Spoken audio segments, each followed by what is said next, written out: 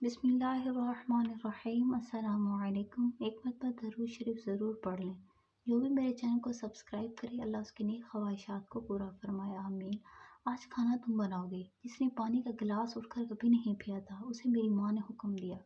ایمان بڑے نیم و نازک سے پلی تھی، ممتا کی جان اور باپ کی لاڈلی، اور اپنے ماں باپ کی اکلوتی اولاد، تو لاڈ پیار تو بنتا ہی تھا۔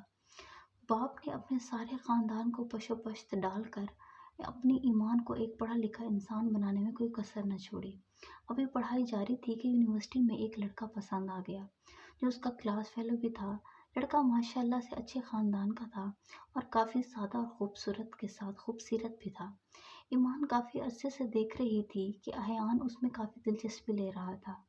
کچھ ہی ملاقات میں ایمان نے جانا کہ ایان کی شادی کے لیے اس کے گھر والے کسی پڑھی لکھی لڑکی کا رشتہ دیکھ رہے ہیں، اور پھر ایان نے ایمان کو پرپوز کر دیا۔ ایمان نے اپنے ماں باپ سے اس کی خواہش کا اظہار کیا۔ پڑھے لکھے والدین تھے، دونوں خاندان کی بات چیت میں کوئی شادی کی شرائط نہ تھی، سوائے اس کے کہ ایمان کی اسٹڈی ختم ہو جائے تو شادی کر کے رخصت کر دیں گے۔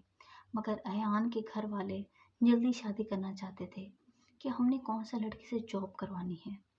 کچھ تردد کے بعد شادی طے ہو گئی اور یوں ایمان پیادیس سدھر گئی، اور ایان نے بھی اسٹڈی چھوڑ کر جاب شروع کر لی، اور وہ ایان میں خود ہی تھا۔ کچھ عرصہ بہت اچھا گزرا میرے گھر والوں کے ساتھ، پھر شاید وہ لوگ ایمان کے اتنے زیادہ پڑھی لکھی ہونے کے اثر سے نکلنا چاہتے تھے، اور یوں روز کوئی نہ کوئی نیا کام ایمان کو سونپ دیتے جسے وہ خوش اسلوبی سے سر انجام دے دیتی۔ اس دن بھی ایسا ہی کچھ ہوا تھا۔ آج کھانا تم بناؤ گی۔ جس نے پانی کا گلاس اٹھ کے کبھی نہیں پیا تھا اسے میری ماں نے حکم دے دیا۔ وہ اٹھی، جیسے تیسے کر کے 3-4 گھنٹے لگائے اور کھانا بنایا، مگر نمک مرچ اس کے ٹیسٹ کے مطابق نہیں تھے، جسے پرفیکٹ کہا جاتا ہے۔ اس لیے کھانا گھر کے کسی فرد نے نہیں کھایا اور طنز کیا کہ اپنی ماں کے گھر سے یہ سیکھ کے آئی ہو تم۔ میں 8 گھنٹے کی ڈیوٹی کے بعد گھر آیا، ابھی بیگ گھر نہیں رکھا تھا کہ میری ماں کہنے لگی کہ ہم تو صبح سے بھوکے بیٹھے ہیں، کچھ بازار سے ہی لا کر دو کھانے کے لیے ہمیں۔ میں نے ایک نظر اپنی سہمی ہوئی بیوی پہ ڈالی اور مارکیٹ چلا گیا۔ کھانے لگے، میں نے اپنی بیگم کا بازو پکڑا اور کچن میں لے گیا۔ کیا پکایا ہے آج؟ میری جان نے، اس نے آنسو آنکھوں میں ہی کہیں رکے ہوئے تھے، میری بات سن کر مسکرا دی۔ باقی سب کی طرح تم بازار والا کھانا نہیں کھاؤ گے؟ نہیں، مجھے تو اپنی بیٹر ہاف کے ہاتھ کا بنا کھانا پسند ہے۔ اس نے کچن میں میرے لیے کھانا لگا دیا۔ جب میں نے کھانا چکھا تو اتنا بھی بد ذائقہ نہیں تھا کہ کھایا نہ جاتا، مگر اسے اتنا مارجن ہی نہیں دیا گیا کہ وہ اپنی غلطی ٹھیک کر لیتی۔ قصور میری بیوی کا بھی نہیں تھا کہ وہ ماسٹرز کر رہی تھی اور شادی ہو گئی۔ اسے تعلیم نے گھر داری کی فرصت ہی نہیں دی، اور قصور میری ماں کا بھی نہیں تھا جس نے ہاؤس وائف بن کے ساری زندگی اپنے بچوں کے لیے اچھا کھانا بنایا تھا۔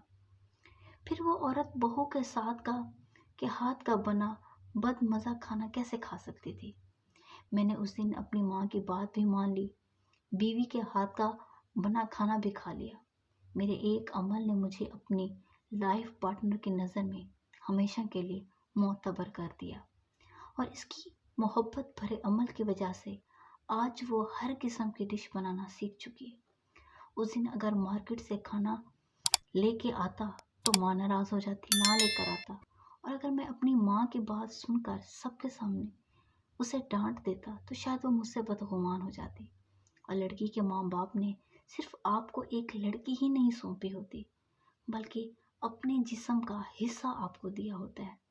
اپنی بیٹی کی چھوٹی سی بھی تکلیف کو وہ اپنے اندر پیوست خنجر کی مانند محسوس کرتے ہیں۔ جینا مرنا بے معنی ہے۔ کچھ مرد کتنے ظالم ہوتے ہیں، سمجھتے ہی نہیں کہ کسی بیٹی کا درد، جب تک کہ اپنی بیٹی किसी की बीवी ना बन जाए, तब तक शायद बहुत देर हो चुकी होती है। रिश्तों में बैलेंस कायम करना सीखें और इतना मार्जिन ज़रूर दें कि लोग एडजस्ट हो सके। मोहब्बत का जज्बा कभी ना ख़त्म होने दें, क्योंकि मियाँ बीवी एक दूसरे का लिबास होते हैं और लिबास ख़राब हो जाए तो भरे बाजार में उतारना नहीं जाता, पेवंद लगाया जाता है। रिश्तों में भी पेवंद लगाए और दूसरों से दुआ लें। क्या पता किसकी दुआ आपका पुल सिरात पार करवा दे। अल्लाह सबकी बेटी बहन का नसीब अच्छा करे, आमीन।